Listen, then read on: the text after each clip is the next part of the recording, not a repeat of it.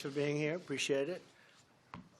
And thank you very much, everybody. I'm grateful to be here today with members of the House and Senate who have poured their time, and they really have their heart and energy into the crucial issue of prison reform. A very respected man, Chairman Chuck Grassley, and my friend, where's Chuck? Chuck, thank you, Chuck, very much. Worked hard on this. And Bob Goodlatte. I saw Bob here. Thank you, Bob. Great job. Senators Lindsey Graham, Mike Lee, Tim Scott, Rand Paul, and Doug Collins. Fantastic people who've worked so hard, and we appreciate very much what you've done. I really do. Thank you all very much. Working together with my administration over the last 2 years, these members have reached a bipartisan agreement. Did I hear the word bipartisan? Is that, there you go. Did I hear that word? Huh? That's a nice word. Bipartisan agreement on prison reform legislation known as the first step. And that's what it is. It's a first step, but it's a very big first step.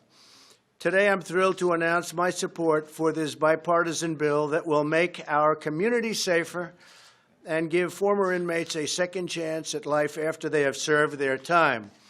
So important. And I have to tell you, I was called when I announced and when we all announced together this news conference by some of the toughest, strongest law enforcement people, including politicians, by the way, who are so in favor of it. And I was actually surprised by some. Like, as an example, Mike Lee and Rand Paul and others. No, it's got tremendous support at every level. It's really great. And we're all better off when former inmates can receive and reenter society as law-abiding, productive citizens. And thanks to our booming economy, they now have a chance at more opportunities than they've ever had before. It is true. Our economy is so strong that when people are getting out of jail, they're actually able to find jobs, and I have 3 instances of companies that hired people coming out of prison, and they are so thrilled by the performance of these people. And now they're doing it more and more and more. And a lot of people are seeing this. It's great. They wouldn't have had the opportunity, frankly, except for the fact that the economy is so strong, and our job market is the lowest and best it's been in over 50 years and seems to be getting even better. Our pledge to hire American includes those leaving prison and looking for a very fresh start, new job, new life. The legislation I'm supporting today contains many significant reforms, including the following. First, it will provide new incentives for low-risk inmates to learn the skills they need to find employment, avoid old habits, and follow the law when they're released from prison. These incentives will encourage them to participate in vocational training, educational coursework, and faith-based programs. And I want to thank Paula White very much, because I know you very much wanted that. Thank you, Paula. That reduce their chances of recidivism and, in other words, reduce their chances of going back to prison substantially. Second, this legislation will allow federal inmates to be placed closer to their home communities in order to help facilitate family visitation. So important, because we know that maintaining family and community ties is key to a successful reentry into our society. Third, the bill includes reasonable sentencing reforms while keeping dangerous and violent criminals off our streets. In many respects, we're getting very much tougher on the truly bad criminals, of which, unfortunately, there are many. But we're treating people differently for different crimes. Some people got caught up in situations that were very bad. I give an example of Mrs. Alice Johnson, who served 21 years, and she had, I think, another 25 or so to go. So she would have been in there for close to 50 years for something that other people go in and they get slapped on the wrist, which is also wrong, by the way, which is also wrong. But I'll never forget the scene of her coming out of prison after 21 years and greeting her family, and everybody was crying. Her sons, her grandsons, everybody was crying and hugging and holding each other. It was a beautiful thing to see. It was a very tough situation. Among other changes, it rolls back some of the provisions of the Clinton crime law that disproportionately harmed the African American community. And you all saw that, and you all know that. Everybody in this room knows that. It was very disproportionate and very unfair.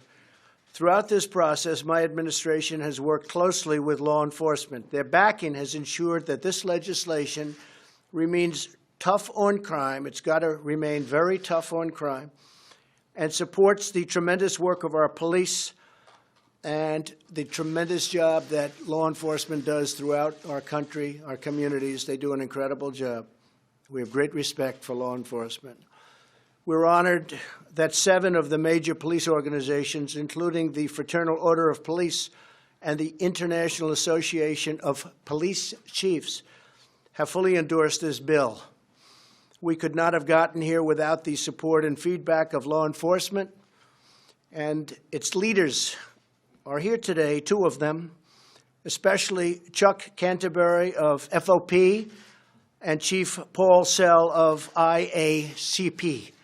Thank you very much. Thank you very much. I appreciate that very much.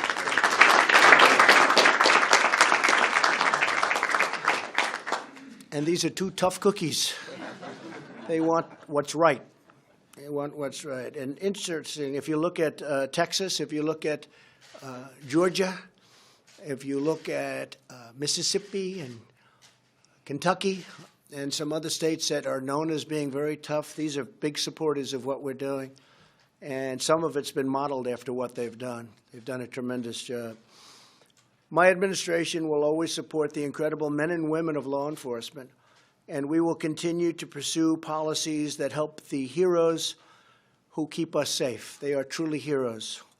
We also thank the more than 2,000 leaders in the faith community who have signed a letter of support. We have tremendous support within the faith community, unbelievable support. Americans from across the political spectrum can unite around prison reform legislation that will reduce crime while giving our fellow citizens a chance at redemption.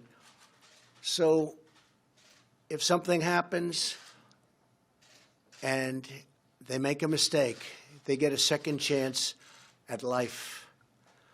Today's announcement shows that true bipartisanship is possible, and maybe it'll be thriving if we're going to get something done.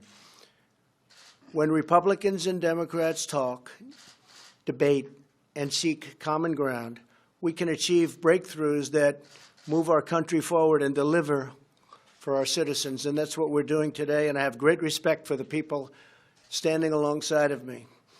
I urge lawmakers in both House and Senate to work hard and to act quickly and send a final bill to my desk, and I look very much forward to signing it. This is a big breakthrough for a lot of people. They've been talking about this for many, many years. I want to thank Jared Kushner for working so hard on the bill. Thank you, Jared.